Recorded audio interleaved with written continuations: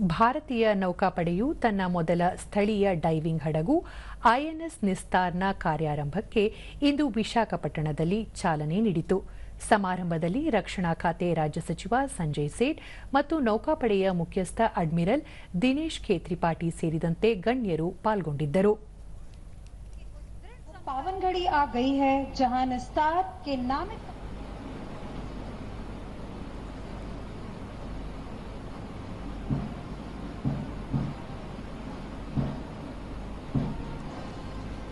की लहर है.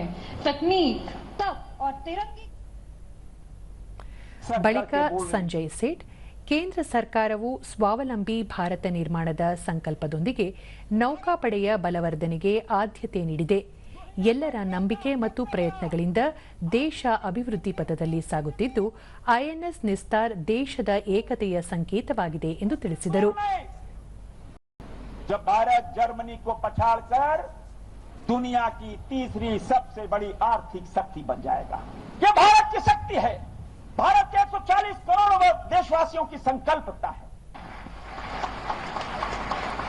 ನಿಸ್ತಾರ್ ಎಂಬ ಹೆಸರು ಸಂಸ್ಕೃತದಿಂದ ಹುಟ್ಟಿಕೊಂಡಿದ್ದು ಇದರ ಅರ್ಥ ವಿಮೋಚನೆ, ರಕ್ಷಣೆ ಅಥವಾ ಮೋಕ್ಷ ಎಂಬುದಾಗಿದೆ.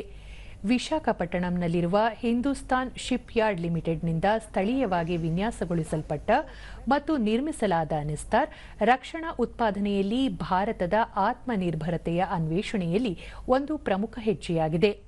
120 ಎಂಎಸ್ಎಂಇಗಳ ಮತ್ತು ಶೇಕಡಾ 80ಕ್ಕಿಂತ ಹೆಚ್ಚು ಸ್ಥಳೀಯ ಕೊಡುಗೆಗಳೊಂದಿಗೆ ಜಾಗತಿಕ ಮಾನದಂಡಗಳನ್ನು ಪೂರೈಸುವ ತಾಂತ್ರಿಕವಾಗಿ ಅತ್ಯಾಧುನಿಕ ವೇದಿಕೆಗಳನ್ನು ನಿರ್ಮಿಸುವ ಭಾರತದ ಸಾಮರ್ಥ್ಯಕ್ಕೆ ಇದು ಸಾಕ್ಷಿಯಾಗಿದೆ.